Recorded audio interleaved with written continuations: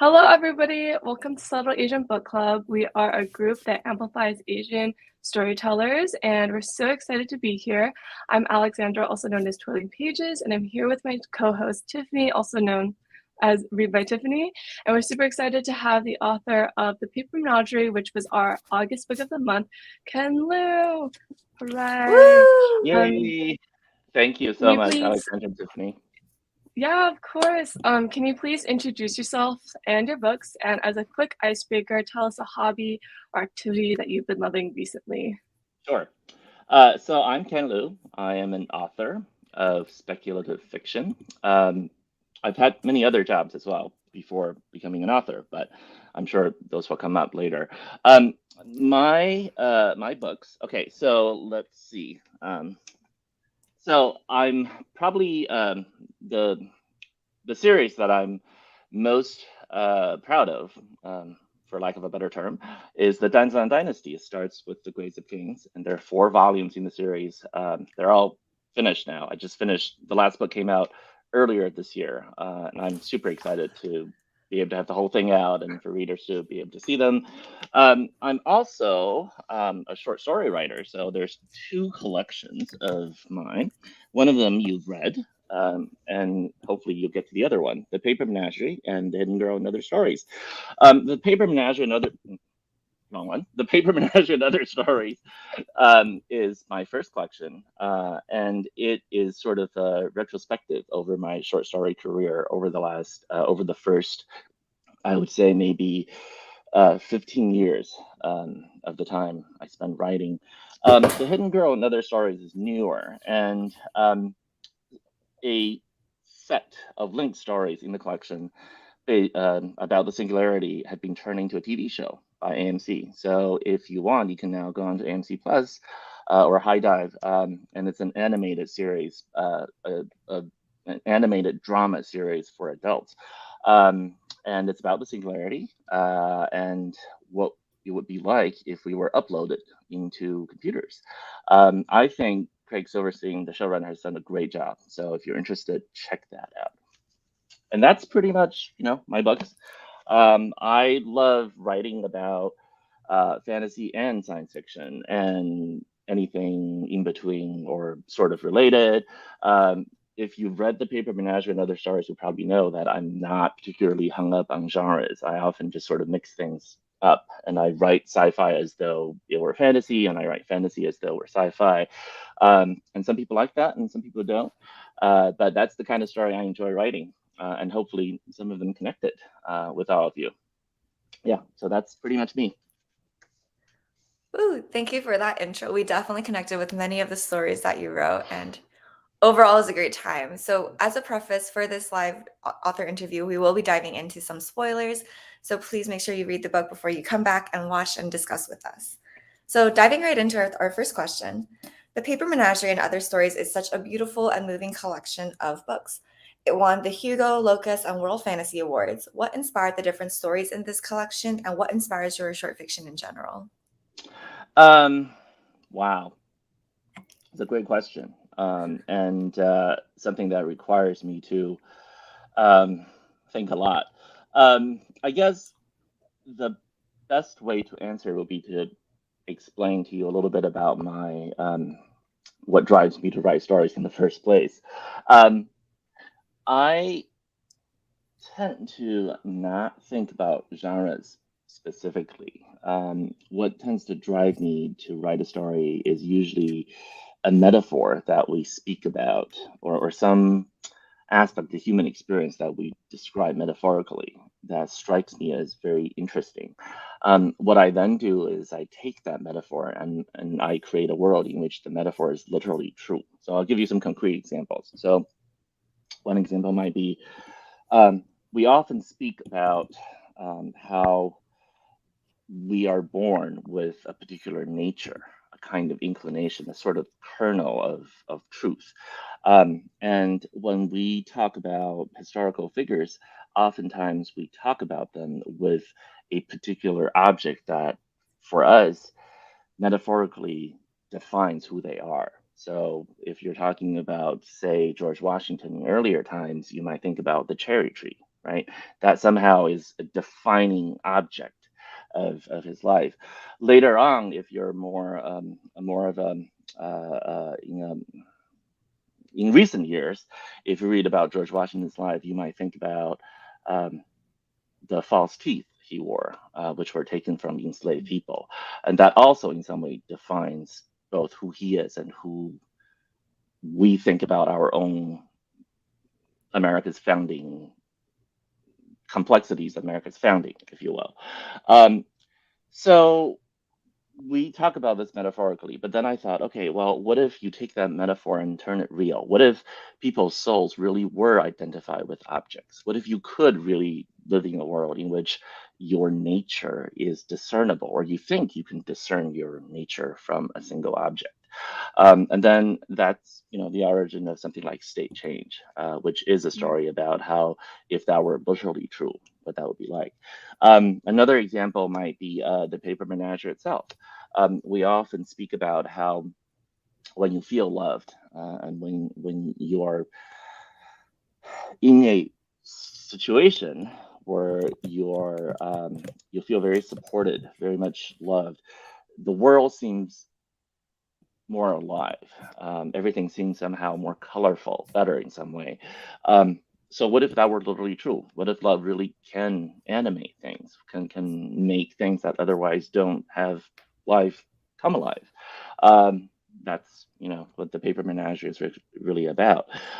Sometimes the metaphors that I make literal, sometimes I take the metaphors and make them literal through magic, and one might call those stories fantasy. And sometimes I might take a metaphor and make it literal through technology, and you might call that science fiction.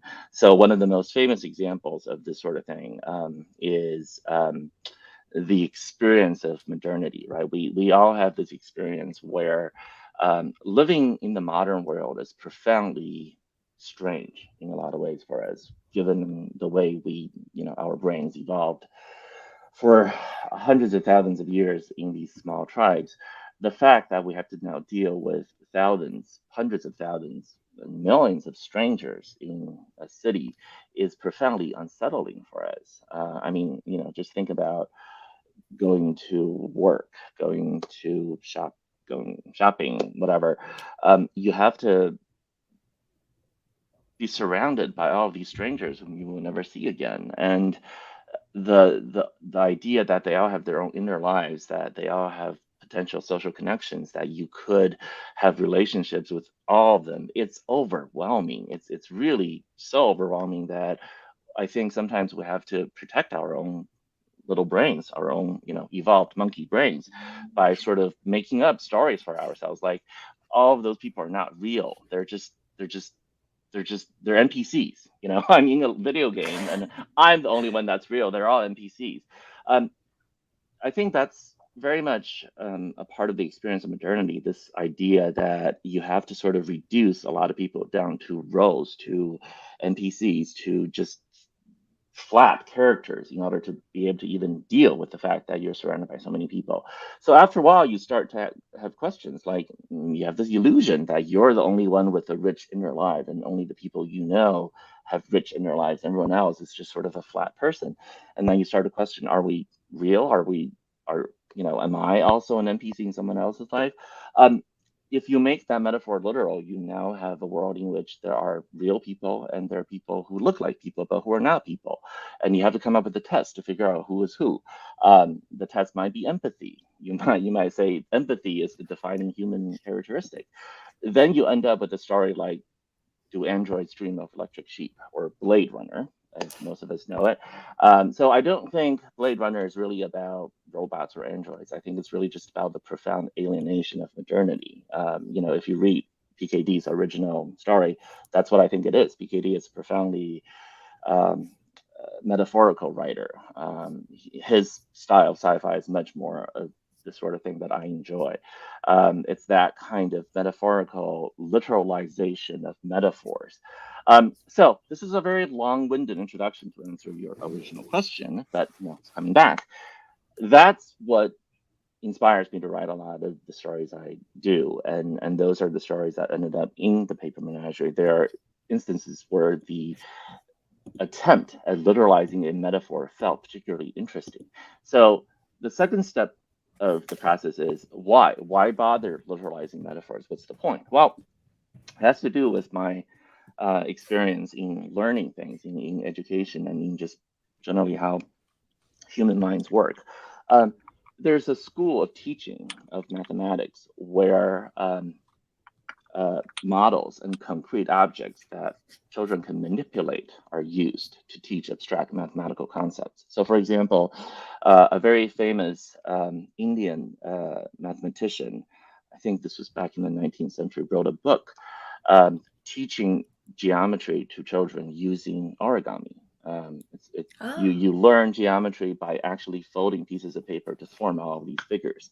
So you get a literal illustration of how the Pythagorean theorem worked. You get a literal illustration of how trigonometry worked, and you just the theory there was by manipulating concrete objects, you engage with the subject with your whole body. So abstract concepts are now made concrete, and you don't learn just by abstract reason, you learn by putting all of your body into it.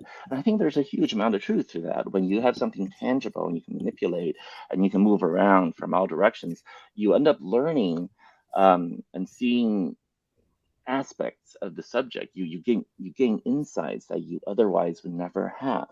And so that's what I try to do with my fiction too, by literalizing a metaphor such as love makes the world more alive, or um, alienation makes us treat other people like robots. You take those metaphors and you turn them literally true. Now you can work out the ramifications of that in this fantasy world. And now you suddenly gain insights into the real world, into human nature that you didn't have before. I mean, I can honestly say that felt I felt like I was conducting an experiment of some sort whenever I was writing one of these stories, and I ended up learning something about myself, about what it means to be human, that I don't think I could have articulated otherwise. So I enjoy doing it because writing stories is a way for me to learn about something that is deeply fascinating to me, and it's in the process of working out the fantasy world that I gain those insights. Yeah. That was Thank you such for big your brain very energy. I know, so big brain energy. I'm so like moved and inspired, and now I want to reread the Paper Menagerie and other stories all over again because this was like my reread the past couple months or the past month, and like see all the metaphors and see like where it is turned literal. And when you said that when you wrote the book, you felt like you understood human nature more, that is also how I felt as a reader reading the book. So thank you for your stories Very and cool. thank you Thank for you. just everything. Each story in this collection has its own unique world and message. However, they all balance each other incredibly well. And you've written over 150 short stories and novellas. How did you decide which story to include and the order in which they're presented? Yeah. Okay. So let me think about how to answer this. So um, I can't take all the credit for the arrangement of the stories and the selection because um, for my first collection, I work with my editor, Joe Nanti at Simon Schuster extensively, and he and I jointly came up with the selection of stories. And um, Joe's thinking was, largely one of let's pick the stories that have proven objectively, in some sense, to have had the most impact. So, you know, awards, right? Reviews, things like that. Which, I couldn't object to. I mean, that seems a very good way to do it. I also insist on putting a few stories that to me were very personal but interesting and indicated in some sense my personal aesthetic in a really good way. So a story like State Change got very little recognition when it was published. But to me, the story felt very special because it is, I think, one of the best encapsulations of my particular aesthetic of literalizing a metaphor. In fact, State Change is one of those stories, and the paper menagerie itself as well. Um, so just to preface a little bit, a lot of my stories have a sort of uneasy unstable status in genre classifications, because a lot of times long-time fans of particular genres will look at these stories and say, I'm not sure this really is a fantasy story, or I'm not really sure this is a sci-fi story. I get that a lot. I mean, early on in my career, I think one of them, a very prominent critic, reviewed my work, and I think what they said, I'm paraphrasing here, it's not exact, but what they said was, I enjoy Ken's stories, but Ken has a problem, which is that he writes his sci-fi as though we're fantasy, and he writes his fantasy as though we're sci-fi. This was meant as a criticism of some sort, I think, but I actually quite enjoyed it. I was like, that seems to be a pretty accurate description of what I do. And so I tell a lot of genre readers that, this is what I do. This is a thing that I do. You should know that about my aesthetic before going into it, because I don't want to mislead you. I'm not a writer that writes solidly within the grooves established by genres. I enjoy jumping between them a little bit. And so if that's something that you don't really like, let's make sure that I'm upfront about it. So that ended up determining the order and sequencing of the stories in the book as well. I insisted on putting two of the most unusual, if you will, stories up front. So the bookmaking habits of select species is the first story. It's not, I think, for a lot of readers, that story, it's not even a story, right? I mean, that's one of the most common criticisms against it. It's not a story. But I wanted to put it up front because my feeling is, when you have a collection of short stories like this, you should put the one that is most characteristic of who you are and what you do up front. This is just a courtesy for readers, because readers will be able to see that first one when they open up the book in the bookstore. They'll be able to see it in the Amazon preview. I want them to see that story and then just sort of, this is the most Ken Liu thing there is. It's up front.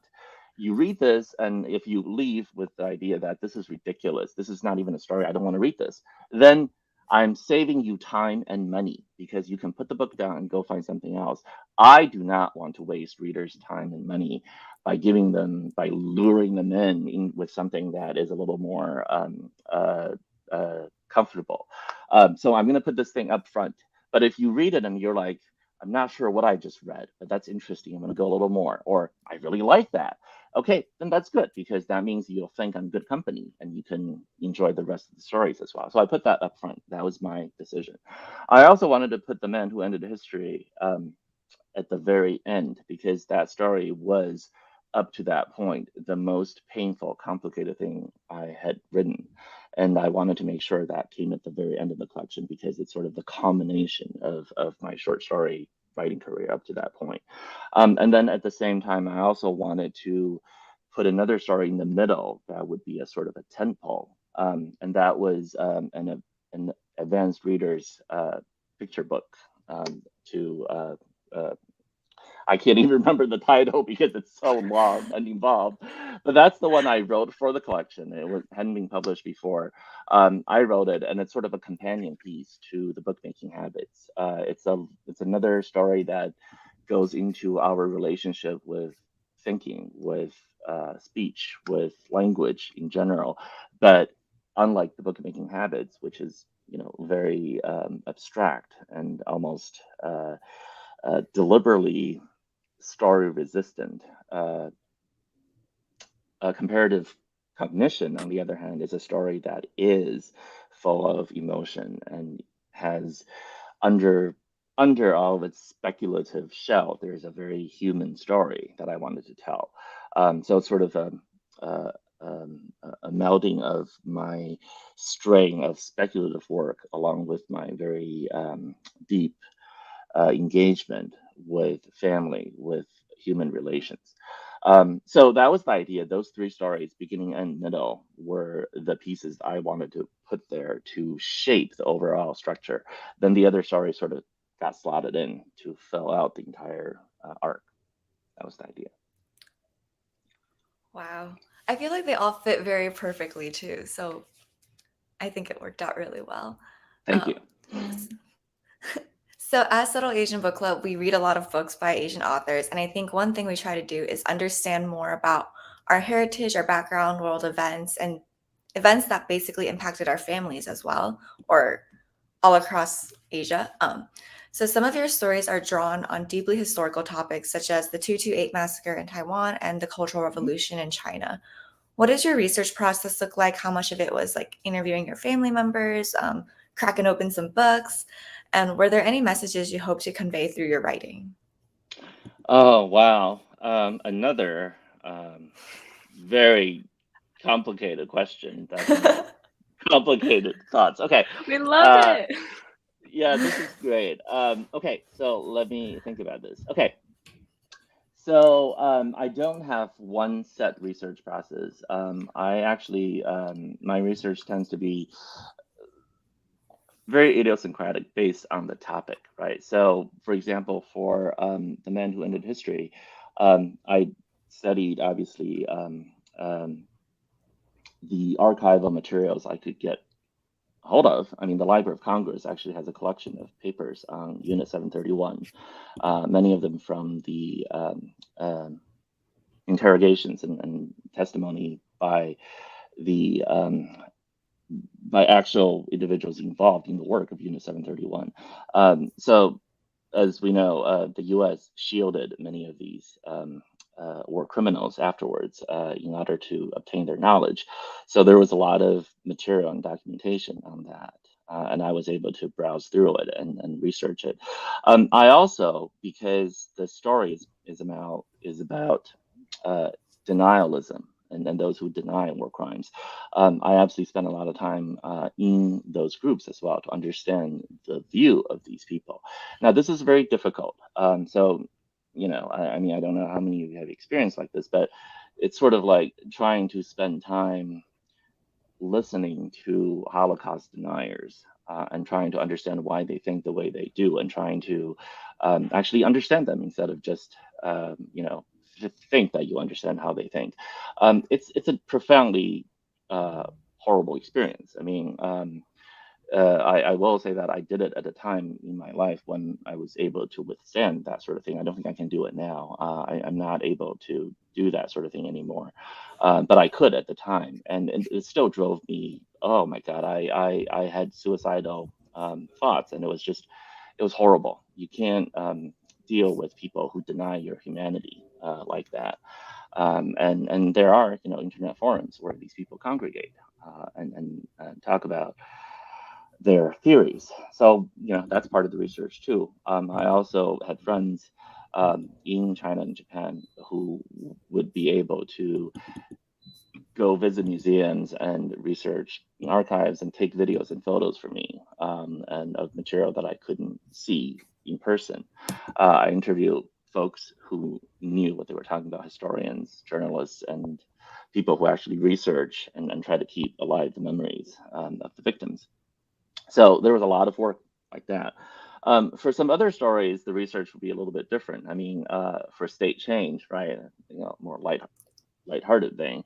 The research there involved reading a lot of biographies. I was like Rena. I was reading a lot of biographies and sort of trying to figure out what is the one object that defined these historical figures' lives and trying to figure that out. That was a lot of fun. Um, I will say that one thing I've learned over time as a result of both doing research for my fiction and also doing research in my day job as a lawyer and a technologist, I ended up just learning a lot about how to interrogate your sources and how to figure out what the truth is. So you have to remember that when it comes to I don't want to be too broad about this, so I'll just limit it. I mean, I think it is true in general for a lot of Asian history, but it's particularly true of Chinese history, which is that um, a lot of the historical research that you read in English and other Western languages um, are agenda driven. So a lot of the Chinese historical research is driven by first a colonialist mindset. So the idea is China is a very old civilization outside of the Eurocentric framework. So it needs to be sort of reinterpreted to fit into the framework as a failed experiment, if you will, in a lot of view of in the view of a lot of Westerners historically. So that's one set of it. The other set is the Cold War mentality. Sinology was, as a academic discipline, was a Cold War discipline. It was invented as a way to understand our enemies and to defeat them. So it's driven deeply by that kind of mentality. And so a lot of it, a lot of Chinese historical research is done from the perspective of um, the opposite of empathy. It's done not as a way to empathetically understand and tell us the story of a people. It's about reinterpreting a colonial subject, or to place China within the framework of the Cold War. And then of the remaining historical research, a lot of it is done as pro communist propaganda, which is deeply flawed in a different way. And so trying to figure out, and when you are looking at Chinese sources, on the other hand, you also have a huge amount of problem, because like many parts of East Asia, China has undergone this huge process of modernization and engagement with the West. But that process has left the country and the culture or the cultures in a deeply unsettled state. So if you know anything about contemporary or modern Chinese history, you know that there's this deep discomfort with the place of China in a modern world. And that is reflected in Chinese historical research written in Chinese. A lot of it has this sort of self-internalized colonialist gaze. So the gaze of the colonizers is incorporated and turned by Chinese intellectuals against themselves. Or it's, pro-government propaganda, which is also deeply agenda-driven. And so trying to figure out an empathetic story that makes sense, a story that is comprehensive, that reflects the totality of the human experience, and the complexity of Asia's recent history, it turns out to be incredibly difficult. You have to take all of these sources that are all profoundly unempathetic and fair is not quite the right word. It's more like they're not telling the story in a way that really accounts for all the nuances in the human experience. You have to take all of that simplification and then try to reconstruct the humanity behind it. That's what I find to be particularly difficult with researching Chinese history or Taiwanese history, or even to some degree Japanese history, although not nearly to the same extent. But you have to sort of do all of that work in order to figure out what is the human story behind it all. And even with family memories, I'm sure all of us have this experience. The experience of a single family is real for that single family, but it cannot stand for the entirety of the complexity of a people. When we're young, we often think like what our parents went through is the norm, but it turns out it's not. Every family is idiosyncratic in incredible ways, both good and bad. You can't take one single family's experience and sort of account that for the whole, and at the same time, you also can't dismiss it as somehow not relevant. Somehow making accommodation between the uniqueness of your own individual family history and the totality of the history of the people and the region. It's just a very difficult thing to do. I don't know, to what extent East Asia is any more or less unsettled and torn by the conflicts of modernity, but I've certainly found it to be very difficult to navigate the field and try to discern what feels to me like the most empathetic and fairest and most human reading of that history, with all of these sources that are profoundly none of those things. There's so many layers to that. So I feel like I never really thought about the raw sources and the raw material in that way. And it's so ironic how you are explaining that the so-called like raw, like historical sources are not even like really raw at all. Mhm. So thank you so much for sharing all of that. Well, it's so true. I mean, I'm largely talking about secondary sources, but even the primary sources are filtered through interpretations, right? So I was looking at the primary Yeah. sources in the case of Unit 731, but I have to remember these were documents collected within a certain context, which is the people doing it are trying to also figure out what to do with this information, how to shield the individuals responsible from criminal punishment. So there's a lot of layers, even with raw sources. I mean, we're all trained to do it now as part of critical thinking, but you still have to remind yourself constantly of doing this. It's sort of like, how do I was reminded of this fact that, a lot of what we know about the Aztecs are not from the Aztecs themselves, but from Mm. material written by the conquistadors. So, you have to sort of think about this vision of the Aztecs as a particular kind of people, the violence, the rituals, the irrationality. How much of that is quote unquote true, and how much of that is actually agenda driven by the people who conquered them and enslaved them and committed genocide? So you really have to think about what even the primary sources are saying. They're also written by humans with their own stories to tell. So it's a part of the historical research process that I've had to relearn almost with every story, and trying to figure out. Oftentimes, I'm trying to research something, and something in the primary documents come up that I think is just too good to be true. And so I have to dig a little deeper. And oftentimes, yeah, it is too good to be true. Humans are complicated, and there's a lot of tendency to simplify. And it's no different back in at the time when the event occurred than it is now. Yeah, that's absolutely right. It kind of reminds me of this one quote. I don't remember where it's from, but it's like history is told by the winners or conquerors or like the people who are left, not Mm. by the people who actually experienced it. And I feel Yeah. like that's incredibly relevant now. But segueing into our next question, you mentioned earlier that you, in addition to being an author, you work as a lawyer and a programmer. And how has your educational background and those experiences influenced your writing?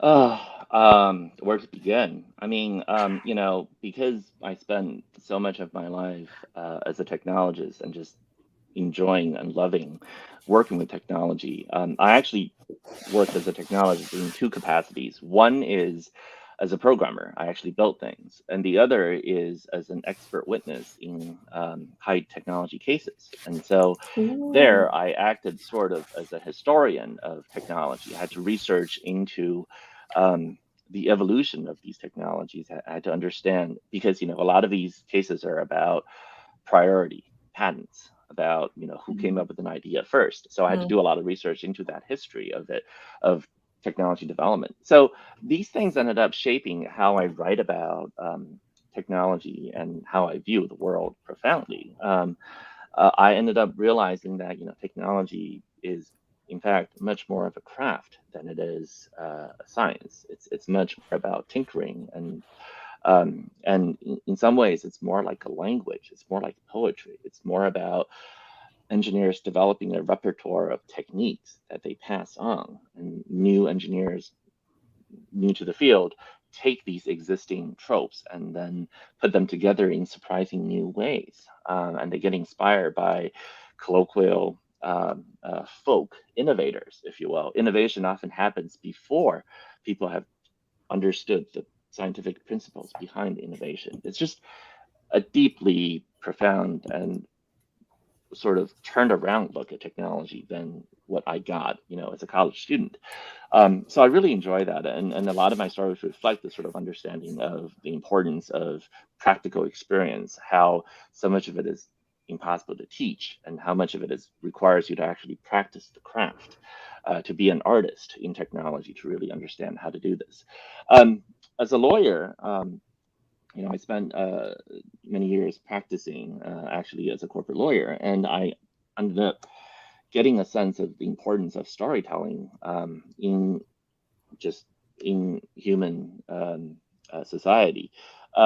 when you start out as a lawyer, right, you are you can the field has a story to tell you about how the law actually works, and the story Mm. is one of reason, of rationality, of learning frameworks of reason, and sort of, there are all these tests, multi-factor tests and balancing tests, and you learn all of these rules. But eventually, at some point, as you practice for a while, you end up realizing that the law, especially on litigation, is very much about storytelling, and contracts too. Um, in every trial, essentially, it's a contest between competing stories, right? So the way you can see this, obviously, is you can watch competing narratives unfold in court, and the two sides trying to convince the jury that their story is right. That's the most obvious way. But you can see it at the level of the Supreme Court as well. You take a Supreme Court opinion, say in criminal procedure, and at the beginning of the opinion, there's a section called recitation of facts, right? So the majority opinion will start out by stating the facts. This is what happened. It's facts, right? This is what happened. And then you read the reason and you compare it against the facts, and you sort of see that the reasoning follows directly from the facts, and it all makes sense. And then you read the dissent, right? The dissent also starts out with a little bit of recitation of facts, and it's fascinating to see which facts are emphasizing which version and which facts are left out. It turns out that the story that you tell about what happened determines how you reason out the consequences. I'm not saying people are lying about it. I'm not. I'm saying that we often think we are reasoning to a conclusion when in fact we are reasoning towards a conclusion we want. The story determines what we want to happen, and then we sort of rationalize our way to it. I'm not saying this is necessarily a bad thing or a good thing. It's just something that humans do. And a lot of our most profound decisions are made this way. I mean, think about it. In a representative democracy like ours, the candidate that you end up voting for, you often do so because the story they're telling resonates with you more because of pros and cons. Honestly, I would say that I trust people who are honest about the fact that they're making the decisions based on the story that resonates with them, as opposed to people who claim that they're doing it on some sort of pro and con list that they tick through. Because on important things like the rights of people to determine what happens to their own bodies, the rights of people to determine their own expression, their own faith, and so on and so forth on these matters. I do not want somebody to make the decisions based on the idea that, oh, this will be good for the economy. This will be somehow good for some, this will make GDP go higher. That is not the kind of decision making process I want you to go through. You really have to, believe in the humanity of people, and that requires you to believe in the story. So I'm not saying, when I make this point, a lot of people think that what I'm saying is a very cynical view of the law. It is not. I'm trying to point out that profoundly, in the end, the values that we care about are determined by stories that we tell ourselves, not based on some abstraction. You cannot judge whether it's right to enslave people based on the idea that this is good or bad for the economy. That is not how you make decisions like that. You just can't. So, which is why it's very disturbing to me to see all of these pieces and opinion pieces in the paper about how, a decision over abortion will change the economy one way or the other. Who cares? That's really not the point. Anyway, soapbox aside. Um, yeah, I mean, being a lawyer and being a technologist, these things have profoundly changed the way I view the world, and obviously changed the fiction I write. A lot of my stories do feature lawyers or law adjacent figures. A lot of them feature technology, and it's largely because these are the fields in which I've spent a lot of my time, and I'm trained to think in these ways. Wow. I think one of their stories, I'm blanking on the title, but it was the one with Ruth. who was like the A criminal detective. regular. Yes. Yeah. And I was like, I just love like watching it unfold and hearing about how like technology was intertwined and like the law, I guess, was also impacted. So yeah, I'm a big fan, and I love seeing it come through in your writing. Um, Thank you. so for the next question, family, specifically the loss of family, is a theme that's woven through a number of stories in the collection. We see examples of it from the Regulator, the Simulacrum, the Paper Menagerie, the Waves, and more.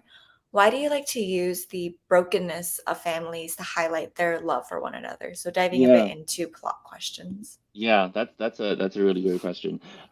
So a lot of my stories are driven by engagement with this thing we call modernity, this idea of living a modern life, right? So I think it was Susan Sontag who was the first thinker who alerted me to the way modernity profoundly broke families in general, not just one or two specific families of a few individuals, but families on the whole in modern societies. I think Susan Sontag was one who pointed out that a lot of times we now use photographs of family members as talismans of actual families, right? So in the past, in a pre-modern society, you would live with your extended family, with your clan, with your large tribe. Your cousins would grow up with you. Your uncles and aunts would be real presences in your life. And I had a little bit of that. I spent my childhood prior to immigration to the US in China. And, my uncle and aunt lived with us. And, they were real presences in lives. But for most modern people, that's not the case. Most of us do not live in the same city as our siblings. We do not, in fact, live under the same roof. We do not, in fact, entwine our lives to the same degree that in pre-modern life we did. So there's something very strange about this. If you think about it, after you leave home for college, the number of days you spend with your parents is very few. They may not even add up to a year for the rest of your life, which is a little bit shocking if you really thought about it deeply. That is not the sort of thing that would have been true in a pre-modern time for most people, but it is true for many of us, if not most of us, in modern times.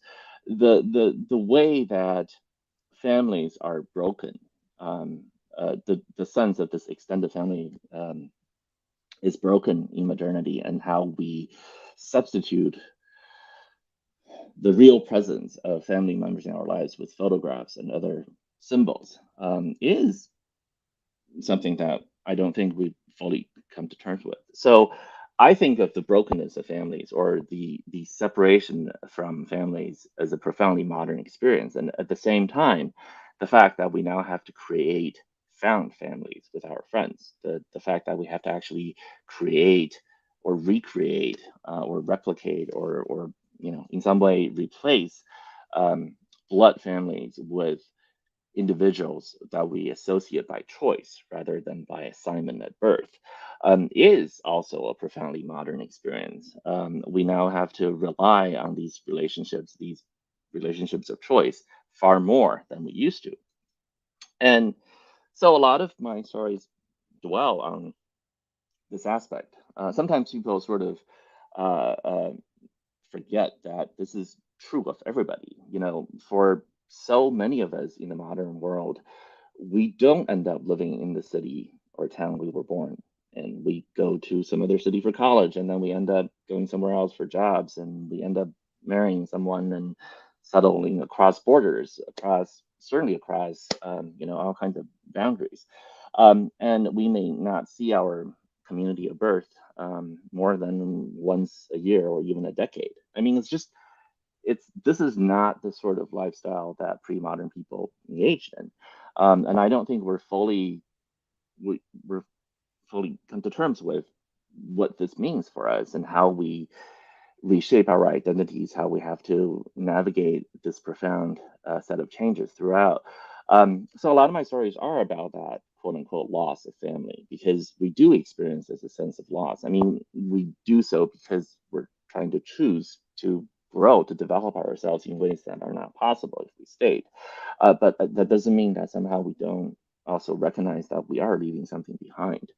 And I think all of us have had this experience of imagining what life would have been like if we had never left, if we had somehow stayed behind and lived with our lives in the houses we were born in. It's not possible for most of us, but it's kind of interesting to think about that. And I think psychically, we are all dealing with that loss.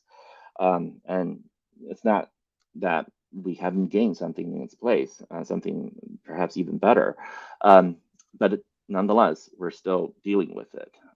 It's a change in the way our expectations are thwarted. And we still haven't come up with a story that it feels very satisfying for this experience of modernity, which is why the most works of modernism and contemporary literature deal in some sense with this profound unsettledness, this rootlessness. I think that's the idea that none of us are rooted anymore is unsettling, but it's something that we just have to deal with and figure out how we feel about it. This is super interesting because I don't think I've ever thought of it that way, or I've heard of the concept.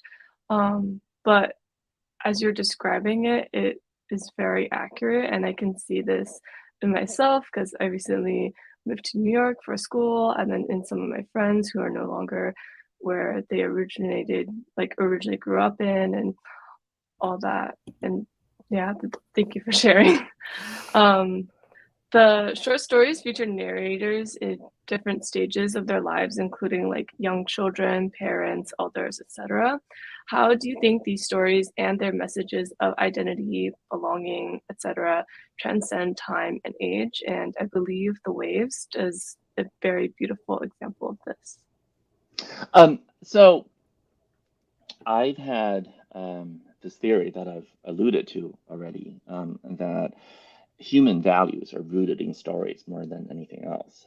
So, just to illustrate for you a little bit, try to think back to some abstract concept that is very important to you. So, some sort of virtue or whatever, like love or courage or patriotism or faith, and think about what it actually means to you. I think for most of us, if you really think very hard about it and trying to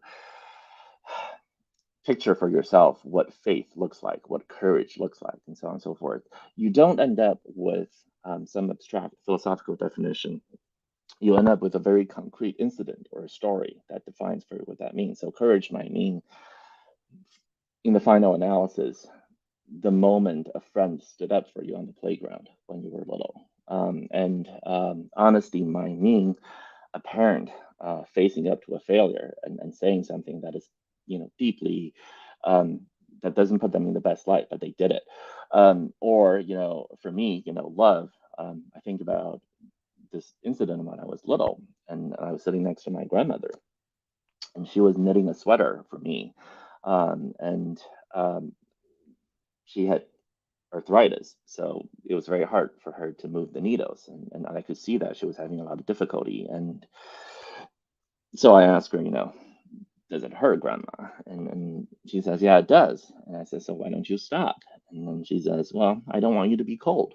So for me, that's always going to be the thing that anchors what that word means for me. I think that's true for all of us. The values that we care about the most are not shrouded in abstractions. We don't really define what freedom means by reference to Kantian ethics. It's just not how we do it. We do it based on that feeling, that emotion, association we have to a story, to an incident, to a memory. So my theory is that epic stories are so epic narratives are so important to cultures because they reflect in some way the fundamental journey of every individual, right? We're all born into the world naked and ignorant, much like the first epic heroes, whether it's Adam in Paradise Lost or Gilgamesh, right? You're born into this world like a lump of clay with no knowledge, no memory, nothing. You don't know anything. And into this world, this void, come your first guardians, your parents and caretakers. And they give you your first stories, your first mythologies. The way they love you defines how you understand love. The way they hurt you defines how you process trauma. And they are the angels and demons of your life. They are the first gods of your lives. And so, like every epic hero, you start to acquire around you this set of stories with which you through which you understand the world. The set of stories that equip you with your first values, your first commitment to the human story, and then other angels and other guardians come into your life as you grow up, your friends, your lovers, your teachers, all those people come to you and they hurt you and leave you with scars. And they also love you and they leave you with indelible tattoos, if you will, on your body. And so your memory becomes an accumulation of these stories over time that teach you layer by layer what it means to be a human. I learned what it means to be a lawyer, not through all the ethics classes I took in law school, but from the judge I clerked for. She um, embodied for me what it means to be a good lawyer, to think and to think empathetically with your litigants, and to try to solve the problems in the most human way possible. And when I worked for her, I didn't know what I was doing, and I made all these mistakes. And she sat me down and she said, "Look, I did not hire you because I thought you knew how to do the job, and that's not the point. I hired you because I thought you could learn to do the job. You have to trust yourself and be work slowly through all of this. It's difficult. The work we do is important and it's hard. You have to actually put in the work and trust yourself that you can do it."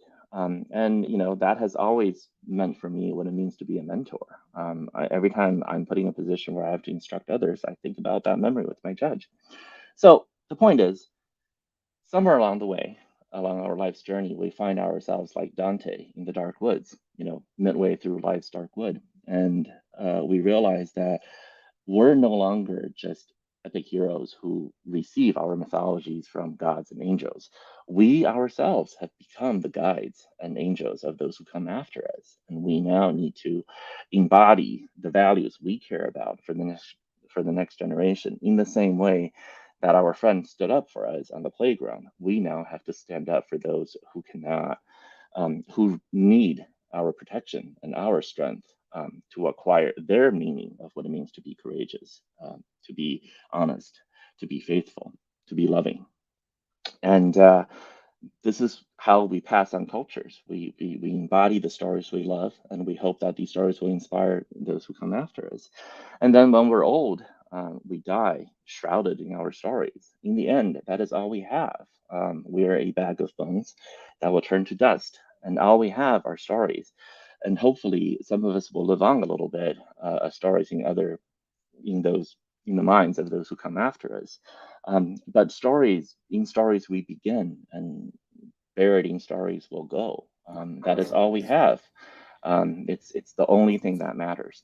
So that is the reason why I think these values are so important. Talking about stories, about culture, about tradition, because we are the dreams of our ancestors made real. As President Obama said, we are the memory of our ancestors. If you look back up your lineage, all of us today are incredibly lucky because we are here because of generations of our ancestors who suffered, who died, who were enslaved, and who nonetheless managed to go on to pass on their story. So it's incredibly important to me to keep alive those memories and those stories because I wouldn't be here without 100 generations of my ancestors doing what they did, to suffer, to love, to laugh, to create, to be humans. And I am simply another link in the chain that will go on for 100 generations more. And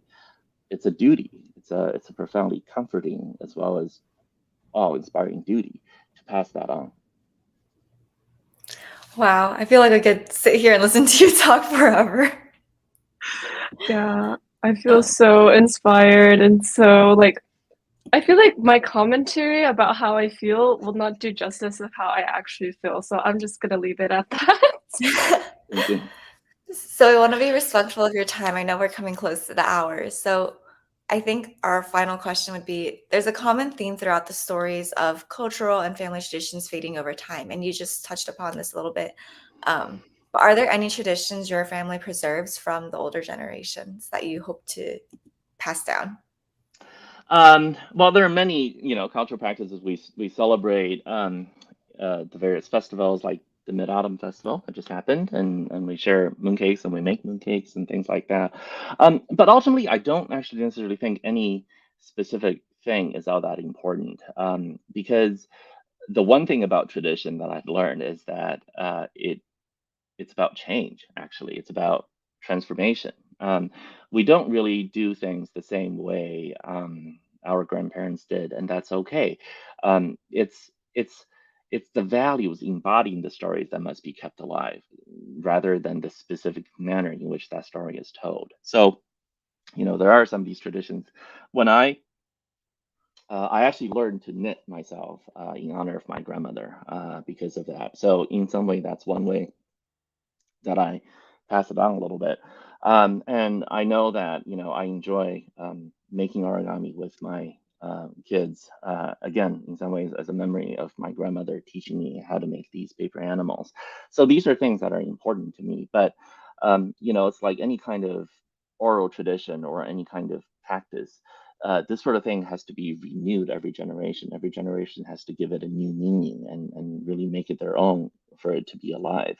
It cannot be something ritualistic and meaningless. I don't think that kind of tradition is worth preserving. It needs to be something alive and transformed with every new generation. So, that's kind of how I think about it. Wow. Well, thank you so much for taking the time to speak with us. We had such a great time reading your book and even more so just chatting with you. Before we wrap up, would you like to share any final messages you maybe have for your readers or let us know if there's anything you're currently working on that we can look forward to? Absolutely. So when I sign people's books, I always write this benediction, which is, um, may you get to tell the story you want to tell always. And I want to explain that a little bit because sometimes readers who haven't read a lot of my fiction don't necessarily understand what it means. Like I was telling you earlier, I think we're all epic fantasy heroes on our own journeys. And the important part of that is this: unlike Paradise Lost or the Odyssey or something, your own epic journey is not pre-written. It's up to you, right? You get to decide how the trauma will affect you. You get to decide how you will pass on the messages of love to those who come after you and shield them from the messages of trauma that you got. Intergenerational trauma is a real thing, but I also believe that it's up to each of us to do what we can to make the next generation uh, not suffer from the same trauma we did. Um, in that process, right, as you go on from generation to generation, you are really crafting your own story. The only difference is that the story ahead of you is a set of blank pages, and it's up to you to tell the story you want to tell. I really think that profoundly, in the end, all of us are really trying to tell the universe a story with our own lives. You are living the best life you can live, and you're trying to tell the universe a story that you believe is worth telling. So I wish all of you readers to that you get to tell the story you want to tell, because that is so hard. We feel so much pressure from people around us, from our parents, from our friends, from our bosses, from the mob on Twitter, telling us how we ought to live the life that we're living. And it's up to you to figure out how to live the life you want to live, and not the life others are telling you to live. Um, there are so few of us who actually get to live out the life that we want to live. And so I wish you get to do it, and that you will get to do it, and you will be pleased by the story you're going to tell. So that's the message. If you get nothing else, that's what I want. I wish for you. And in terms of things I'm working on and things I'm excited about, um, I just finished the Dandelion Dynasty, so the last book, Speaking Bones, just came out, and I'm super excited about it. This is a thing that took me more than a decade to write, and it's without a doubt the best thing I've ever written. I'm so proud of it, and I'm so glad that I get to share with everyone. So if you're interested in epic fantasy and more about this, epic journey type of thing, check it out. I have a TV show out based on the stories in The Hidden Girl and other stories. It's on AMC Plus. It's called Pantheon, which is a really cool show about the singularity. I hope folks will get to check it out. And if you're interested in following me and seeing my new publications, you can sign up for my newsletter. Just go to my website, kenliu.name, or .com. That works too. I used .name back when that was a top-level domain that people thought would become popular for personal websites, and turned out to be a total bust. Very few people got it, but I have one, so I'm going to use it, kenliu.name. And you can sign up for my newsletter there, or you can follow me on Twitter. It's KYLIU99. Thank you. Woo! Thank you so much for sharing all of that with us, and we can't wait to follow you even more so on your author journey. I Thank you think very that's much. all we have for today. Thank you again for joining us. Our September book of the month is Babel by R.F. Kuang, very highly anticipated by many of our readers. So we're very excited for all of you to come watch with us as we discuss with Rebecca in 2 weeks. Any final messages, Alexandra? Nothing from me except that I'm super, super grateful for your time. Thank you for everything. Thank you for your stories and your messages and all the inspiration. And that's it. Thank you you, very much. everybody. Thank Woo. Have a good one. you. Bye.